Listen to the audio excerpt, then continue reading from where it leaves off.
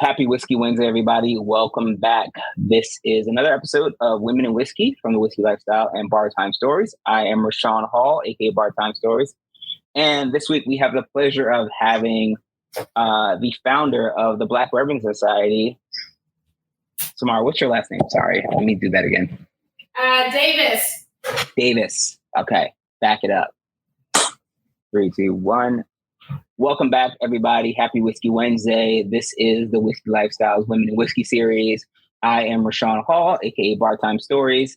And this week we are pleased to have the founder of the Black Bourbon Society, Samara Davis, with us. And we're going to talk a little bit about being Black in bourbon, whiskey, all the amazing things that she has done with this community that she has found and really cultivated via social and in real life. So Samara, welcome to the Whiskey Lifestyle.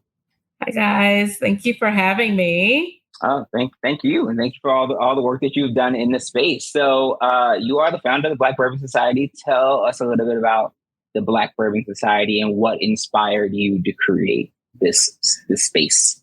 Well, the Black Bourbon Society is an organization that I started 6 years ago when I realized there wasn't a lot of diversity and inclusion within the spirit space. And it's been a labor of love. We're going on celebrating our 6th anniversary in the next couple of days here. And, really back then when I started it, I really just wanted friends to drink whiskey with.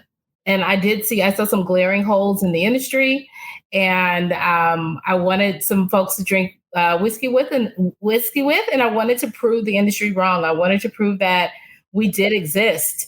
And since then, we have done several activations all across the country. We have worked with the brands in a number of ways, digitally, virtually, of course, in person. Lots of educational opportunities, lots of trips to Louisville with members. And we've grown our audience to almost 30,000 members across the country. So, wow. Yeah, this has been a labor of love. And I can finally say, I think we're making progress, and I think we've made an impression on this industry. Okay. So tell us about your whiskey journey. How did you get into whiskey? What was your gateway whiskey? My gateway whiskey was a bad relationship with my ex-husband. Oh, okay. Oh, fair enough. No, sorry. Excuse me. I was a wine drinker initially in my early 30s. I'm in my 40s now. But in my 30s, I drank a lot of wine, but my ex-husband was into bourbon. And I started drinking bourbon, trying to connect with him. And I realized of course I fell into the stereotypes of what bourbon is. It's brown liquor. Oh, it's going to burn my chest. Oh, women really don't drink that. I had subscribed to all the stereotypes, all the misnomers about the spirit, not really knowing what it was, just going off of what I heard other people say. But when I started drinking whiskey with him and started making cocktails with it, I realized how amazing of a spirit it was. And I fell in love with the process of it. I fell in love with the fact that you can take something as simple as corn, yeast and water, and put it in a barrel for a certain amount of time, and it comes up with these wide variety of flavors. So that's how my journey started, was off of that. But then I quickly fell down this rabbit hole of wanting to try more, wanting to taste more, wanting to pick up the nuances between different barrels and different brands. And I fell in love with it. Okay. So I love that he, good, bad, or otherwise, he introduced, and then you took it and ran with it. So when you got into that spirit, and it's interesting you say that. So my wife is into wine, I am into whiskey.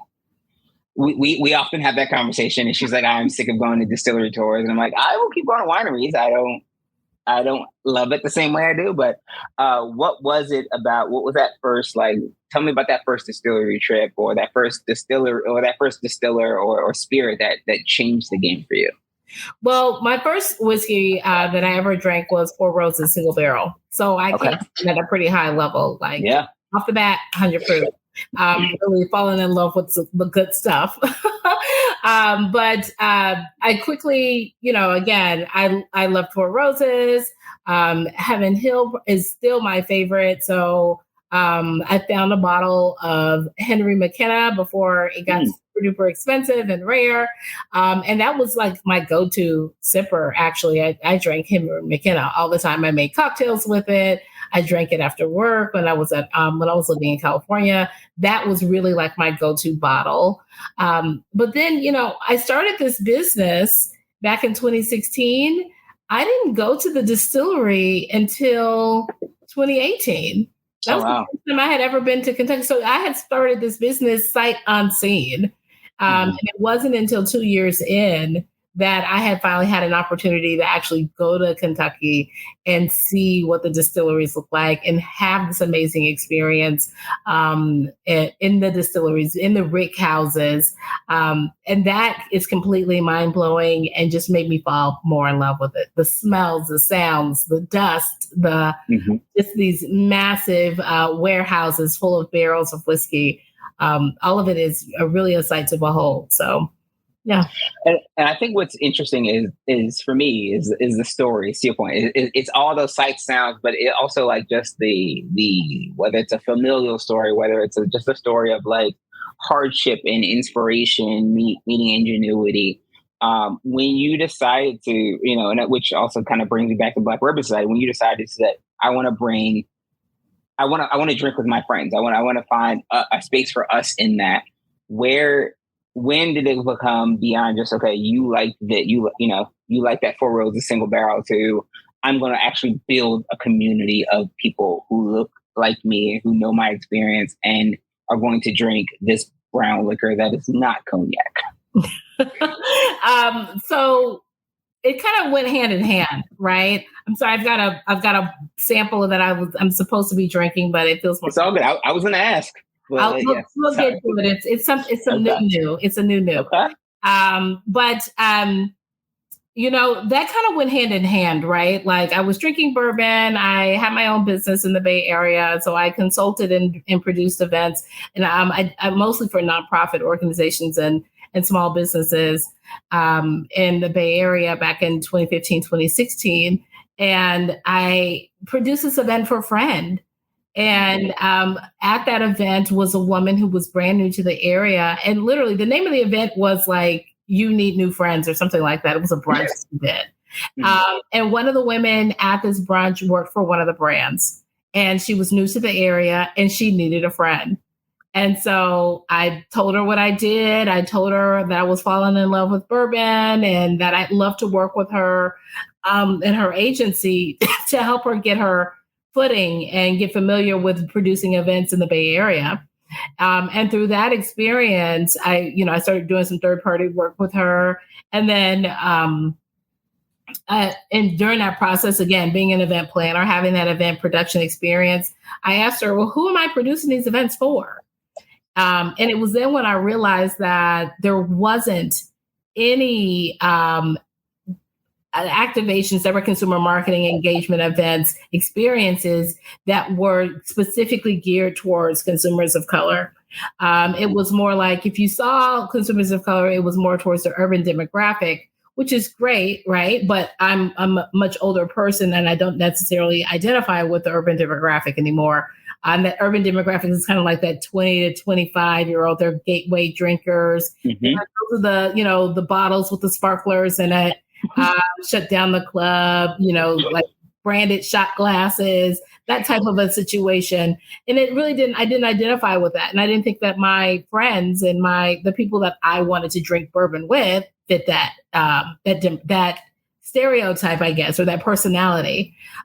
So that's when I did create Black Bourbon Society. And it was really out of honest conversations with her and really kind of getting some insight on the brands. It's like, how do we make these premium luxury bourbon tasting experiences like bourbon dinners and tastings and educational opportunities?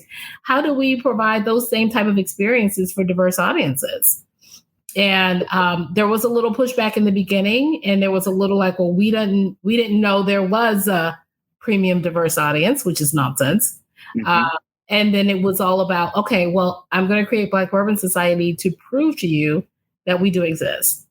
And so again, 6 years in, I think we've made quite an impression on this industry. And I think we've changed the way that brands work with audiences of all diversity, of all ethnicities. Honestly, I think they no longer rely on what statistics say or what's in somebody's textbook, but they're more, they're becoming more in tune. They haven't perfected it yet, but they're becoming more in tune of like what it means to be, diverse and how it to appropriately connect with diverse audiences of all types, So, and it's interesting that you say that there is such a,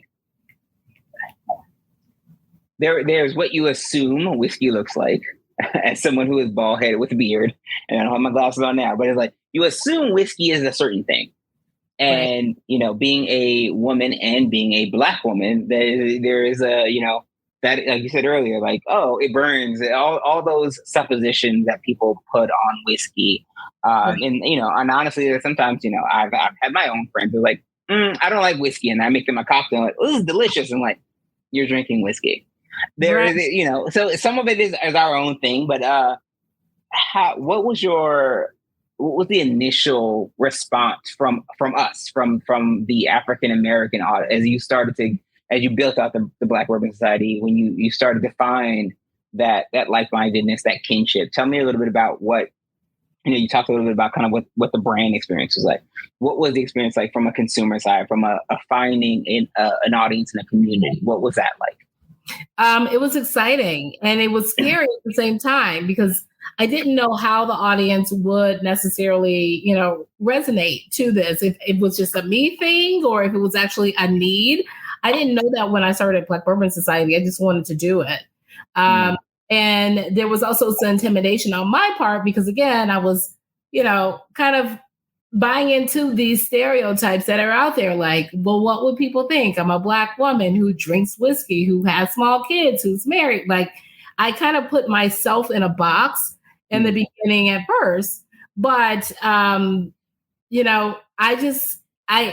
haphazardly introduced Black Bourbon Society to my friends. I tried to run it in anonymity, and I don't know how to work social media that well, and it ended up posting on my personal page. So all of my friends, like, I outed myself. But so in that shame and in trying to like deal with all these stereotypes that I placed on myself, I surprised and shocked myself because everyone was so supportive and so excited. And they were just like, oh my God, I've been drinking bourbon for this long. I collect it. I love bourbon. I didn't know other Black people drank it. Like, we were all doing this in the closet, and me creating this society, creating this safe space for us to all come out and say like, yeah, let's do this together. Let's learn about this. Let's start collecting. Let's start trying different samples. Let's really get into the spirit. Like, that really pushed me. And that was something that like, I didn't anticipate. It was something that completely caught me off guard, but motivated me to even go harder, to push this idea harder and really make it something big, because the audience itself wanted it and demanded and still demands that I create stuff just for them, that I push the envelope, that I grow the audience, that we do more trips to Louisville. Like, it's that type of a business where I've got my business plan, I've got my strategy, and then the audience, the membership dumps even more on top of that. And we have to meet their need on top of the needs of the brands. Okay. So to that end, it's interesting. It's called the Black Bourbon Society. It's not called the Black Whiskey Society.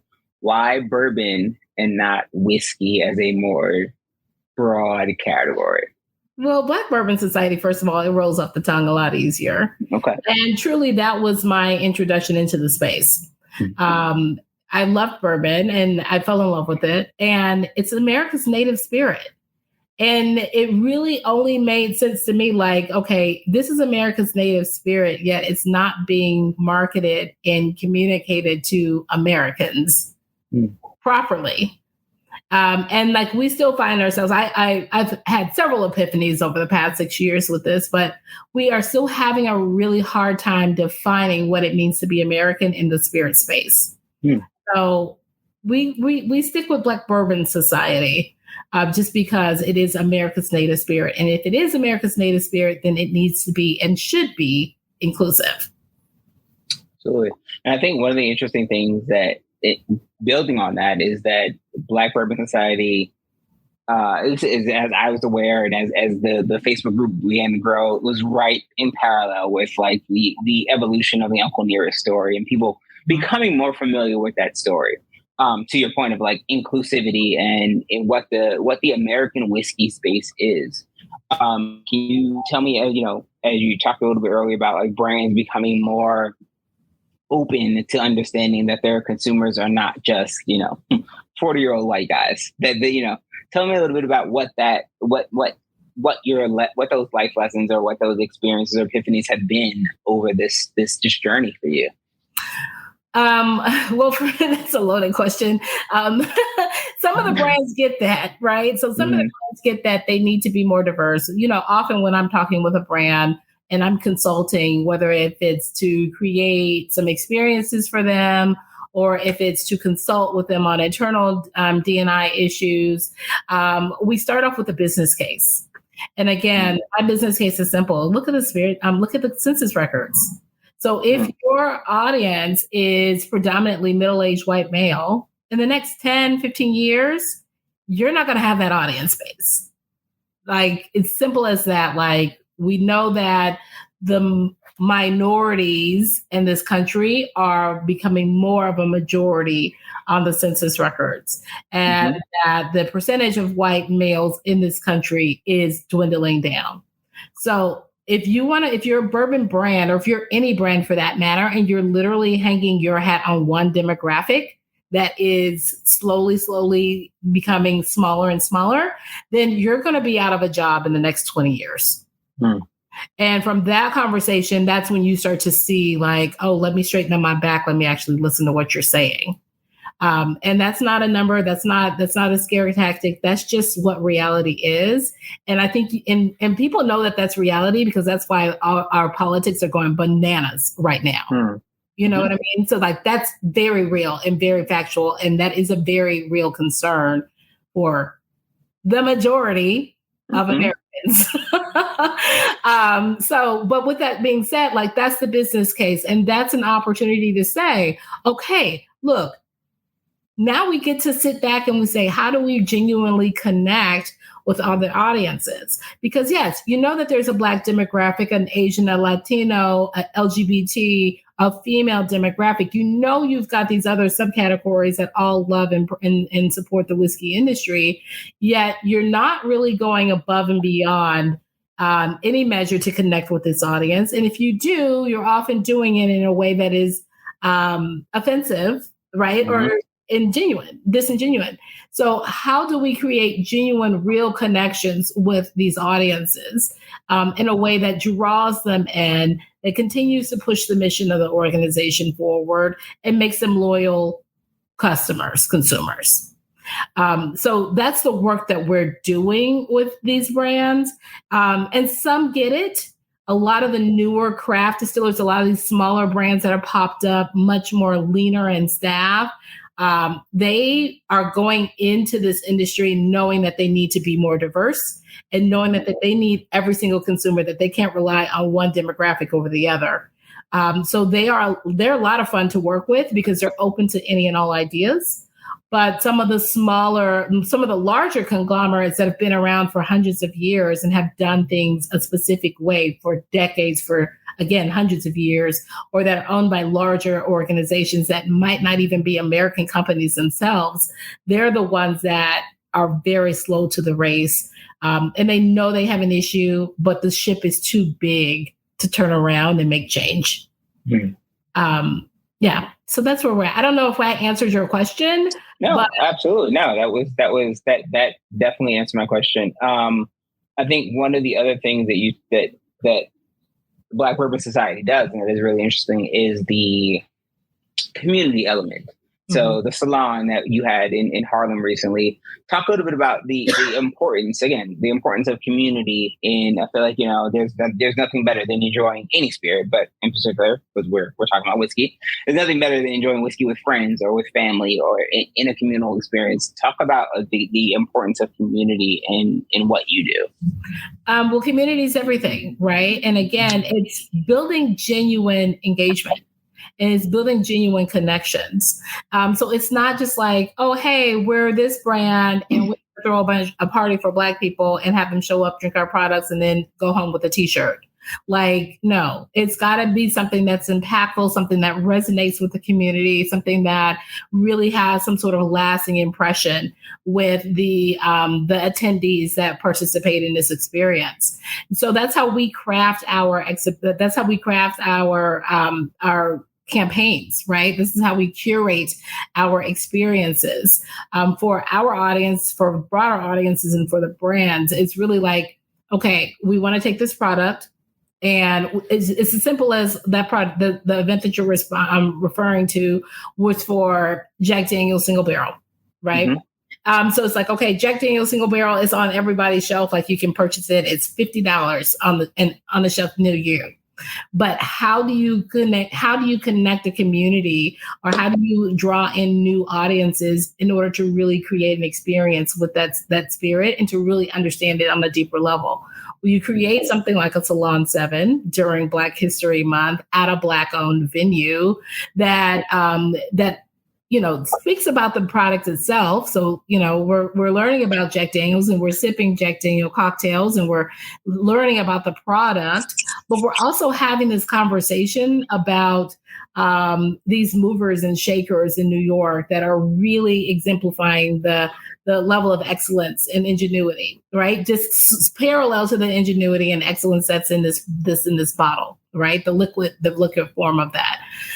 So we have this audience that is engaged in this dialogue that really means something to them. How can they be better stewards and community leaders, entrepreneurs in their own cities, in their own communities?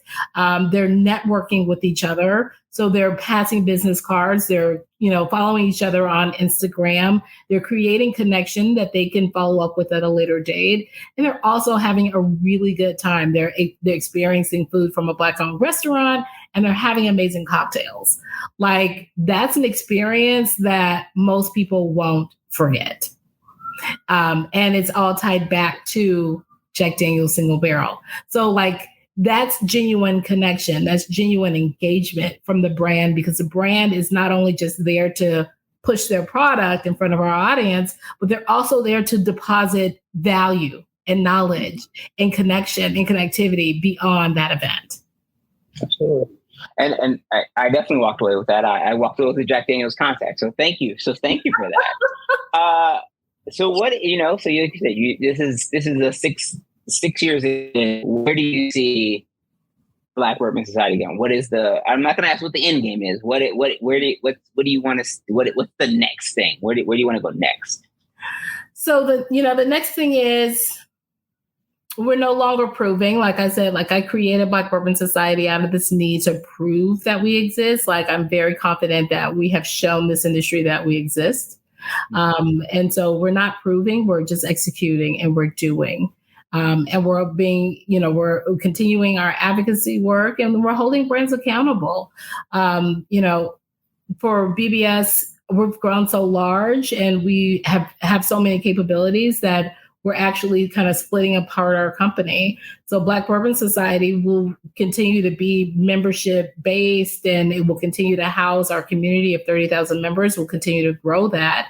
But really the engine, the behind BBS, right? Like, creating these amazing experiences that you just talked about, and doing the consulting and that we do with the brands on how to be more diverse and inclusive with diverse audiences. That's now going to be translated over into a new company that we started called Society Marketing Group.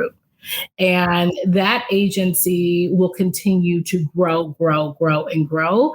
And it'll allow us to, not only continue, like, it'll continue to, foster the bourbon community, but it gives us some leverage to get out of that and to go into all whiskey categories, into all spirits.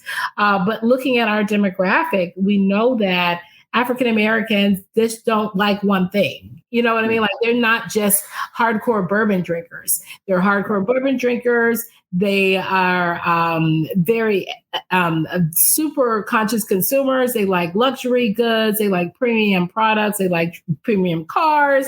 They like to travel big. We do everything big.